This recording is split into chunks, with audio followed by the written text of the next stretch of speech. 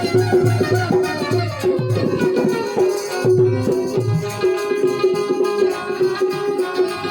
से रविवारी स्पेशल में आपका बहुत बहुत स्वागत है। हर बात रविवार में कुछ न कुछ होती है खास।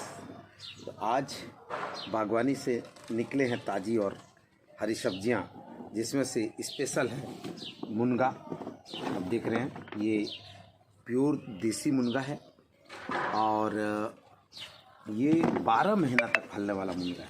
जब इसकी साइज़ देखेंगे तो ये बिल्कुल ज़्यादा बड़े नहीं होते। अगर एक देखें तो ये बिल्कुल आधी फीट की जैसे ये मुनगा है, पर इसकी जो टेस्ट है वो बहुत बेहतरीन है।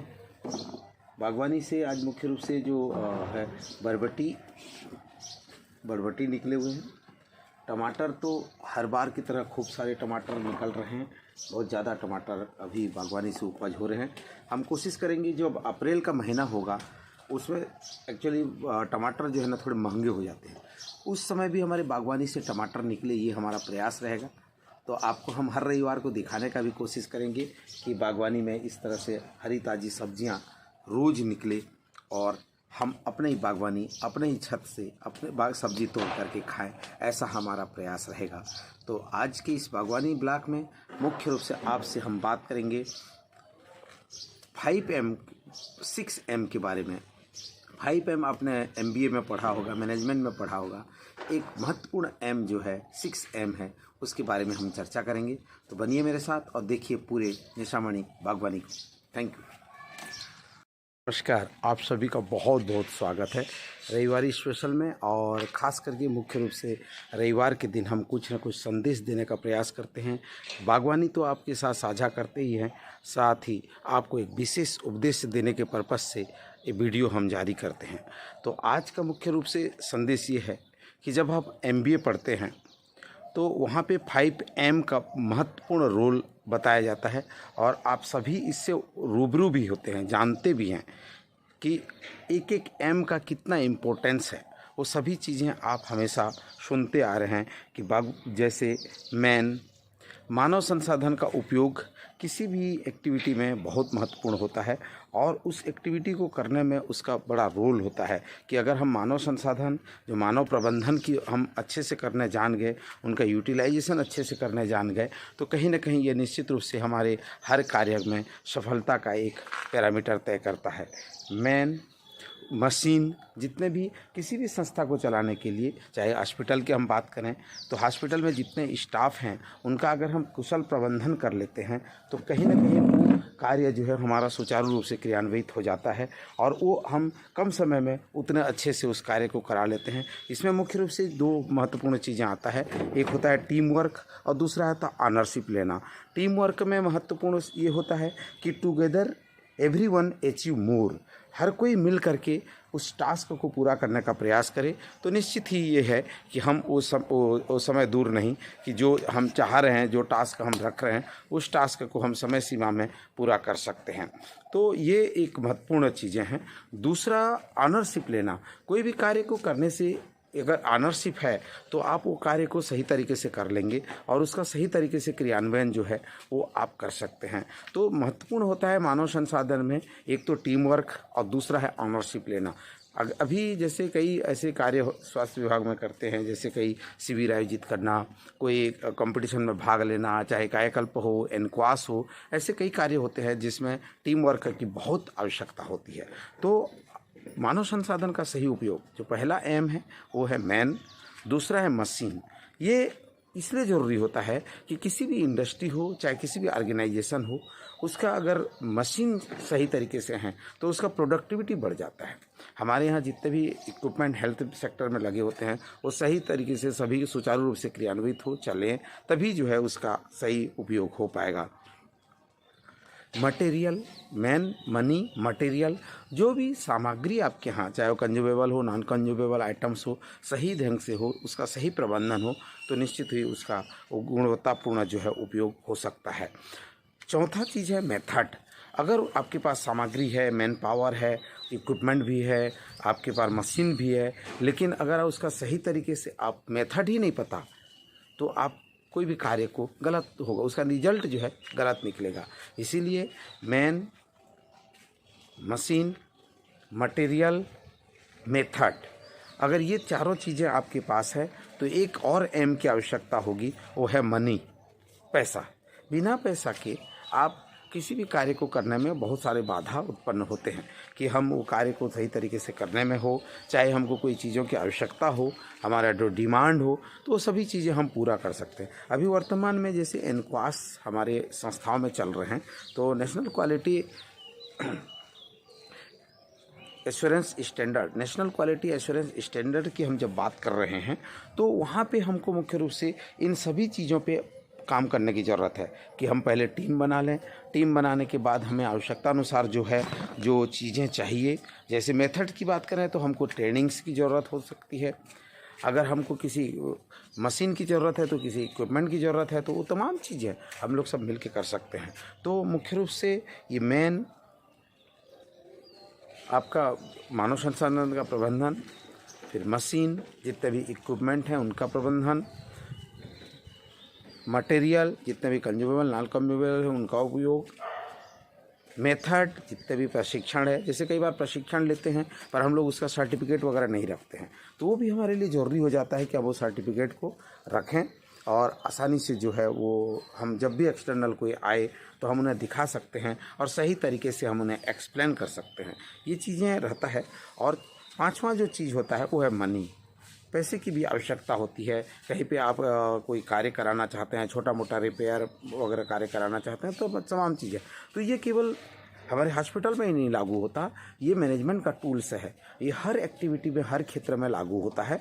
तो मुख्य रूप से आज बताने का ये अवसर है कि हम जब एनक्वास और कायाकल्प जैसे महत्वपूर्ण गतिविधियाँ आयोजित कर रहे हैं, तो एक बागवानी के माध्यम से एक संदेश भी है कि हम इसका उपयोग हम अपने बागवानी में भी कर सकते हैं। हम बागवानी में भी करते हैं क्योंकि ये मैनेजमेंट टूल्स है, आप अपने जीवन में भी कर सकते हैं।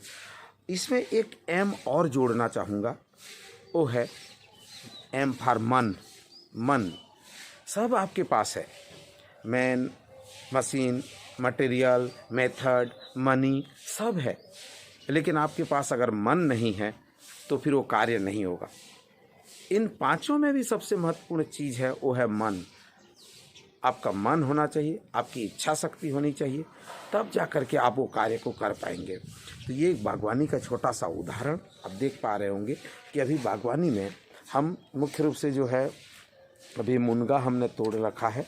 अगर आप मेरे हाथों में देखेंगे तो ये अभी हमारे बागवानी से ये हमने मुनगा तोड़ लिया है।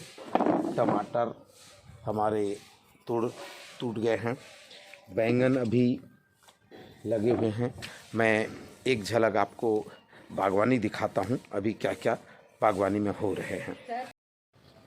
बागवानी में बैठकर मुख्य रूप से सुबह का काढ़ा हो और कोई भी हल्का फुल्का ब्रेकफास्ट हो, तो ये बहुत ही आनंद देता है। मन भी प्रफुल्लित होता है क्योंकि आप देख रहे होंगे पक्षियों का चहचहाना, यहाँ पे पक्षी किस प्रकार से चहचहा रहे हैं। आसमान पूरा साफ है, चारों तरफ जो है सूरज की रोशनी जो लालिमा है वो बिखेरते हुए आपको नज़र आ रही है। तो उस स्थिति में जब आप खुले आसमान के नीचे हरे भरे गार्डन में आप बैठे हुए हों तो उसका मज़ा कुछ होता है, अलग ही होता है, बहुत ही आनंद आता है। तो ये अनुभव जब आप वहाँ बैठ के करते हैं तो उसकी फीलिंग कुछ अलग होती है। तो यही है बागवानी की खासियत, जिस पे हम गर्व से कहते हैं कि आप भी कुछ करें ऐसा कि दुनिया चाहे करना आपके जैसा।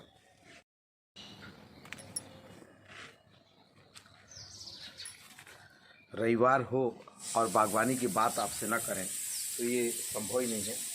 आज हम मुख्य रूप से बागवानी से जो है टमाटर, मुनगा और बरबटी, ये बरबटी भी हमारी बीच बीच में अभी अब समाप्त होने के कगार पे है, पर फिर भी आवश्यकता अनुसार जो है ये हमें मिल जाते हैं।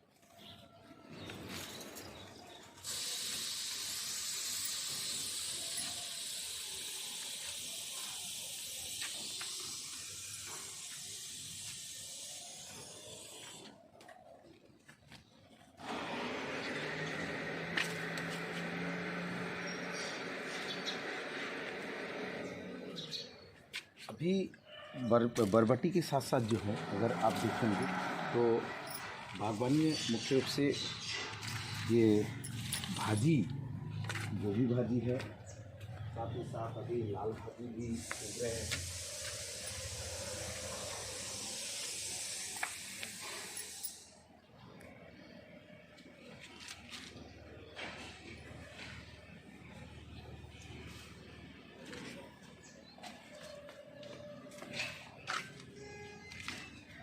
ये बरबट्टी भी पर्याप्त मात्रा में निकल गए हैं। देखिए, अगर आप देखेंगे तो एक सब्जी हो चुके हैं। एक और पेड़ है, उसमें भी थोड़ा सा हम लोग तोड़ लेते हैं।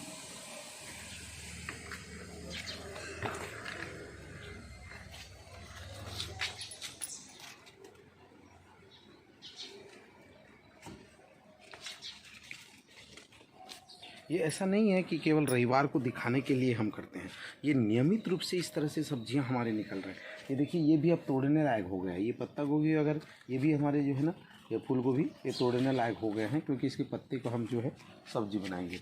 टमाटर हमारे ये इस तरह से पूरे लगे हुए हैं। अब देखेंगे तो कई बार क्या होता है कि हम लोग छोटे छोटे है करके इसको छोड़ दिए रहते हैं। अब वो सारे टमाटर जो है, ये देखिए कितने सारे इधर पके हुए हैं। पूरा अब रखने के लिए जगह छोटा पड़ गया।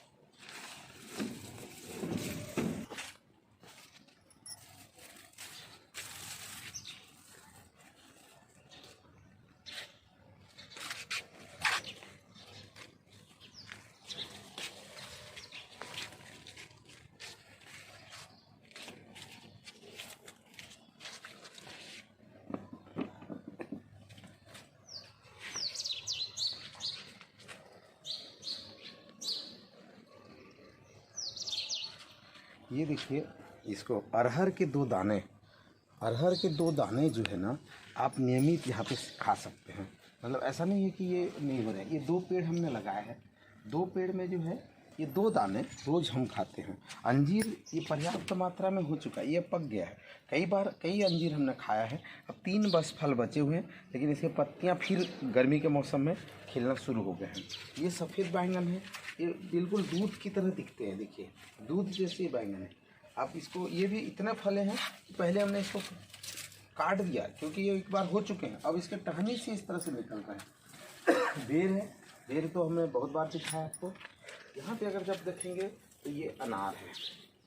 अनार देखिए कैसे फले हुए हैं,